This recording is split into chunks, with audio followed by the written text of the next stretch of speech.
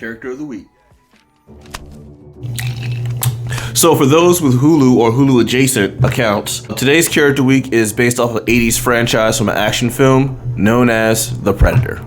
I wouldn't be me if I didn't do stuff like this, so here's some of the rumors. Jean-Claude Van Damme was the guy in the costume for the Predator. He was slated, and it did have test run footage of Van Damme in the costume. However, between his body build and the way how the costume was, that it limited his mobility. So the real person behind the Predator costume is a mime. Another rumor is that the franchise is credited as a joke to Rocky, especially after Rocky IV, when he's beaten everybody on the planet except for people who was off planet, like aliens. So thus, the idea of Predator came along. What turned out as a spoof turned into an action movie franchise that spawned many decades. In the 80s, the movie Predator introduced us to the Yachtway, which is what the aliens actually are, species is called. They don't call themselves the Predators, we do. That's what we do on Earth, we call them the Predators. Starring Arnold Schwarzenegger as Dutch, giving us the most iconic handshake in movie history.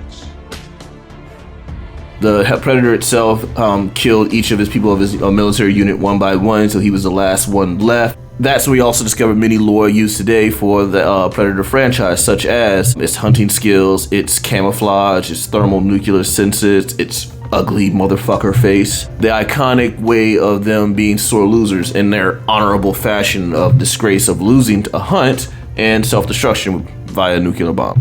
Whatever, you just take the L. In the sequel, The Predator 2, he finds himself in the middle of a gang war between two rival gangs in the streets of LA, only to find out that he's no match for an out-of-shape, almost retired black cop, Danny Glover. On the ship, you do see a little Easter egg where you see the xenomorph alien skull in the spaceship. That's a nod to the fact that they're both owned by Fox, so that's kind of the starting point of a lot of the crossovers that this series is known for. 3 or 4 movies of the Predator franchise itself and the spin-off AVP, which is Alien vs. Predator, and that little trilogy they had going on. Although Ridley Scott, the creator of Aliens, says that the AVP series is not canon to the original story.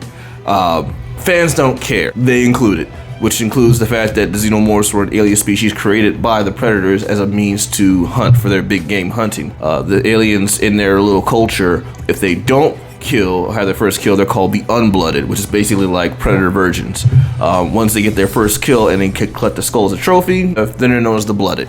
Now, speaking of crossovers, that actually is another big part of the franchise where they've crossed over many of comic book properties. They bow the likes of, like I said, the aliens themselves, RoboCop, I believe, the Terminator, Archie, yes, actual Archie versus Predator, it's a thing, look it up. Judge Dredd, that makes also a lot of sense. And the alien species and Predator found themselves in Gotham City and ran into their biggest adversary. And I'm not even talking about Bruce Wayne. I'm talking about Alfred, fuck around and find out, Pennyworth. Yep, the butler defended his home and his surrogate son with a blunderbuss and shot the Predator in his face. A direct hit. You just don't mess with Alfred, man. Okay, so now that I think about it, if you look at the track record of the humans, which are smaller and weaker than the actual Predator, Yachtway, you find out that they're not actually that great of a hunting species. They keep losing. They take so many L's from Earth. And just to show my dedication to what I do and my craft, I'm gonna let you know that when trying to do a little bit of research on the Predators, your search history becomes very weird. What's this? It's just one big mistake. I gotta go.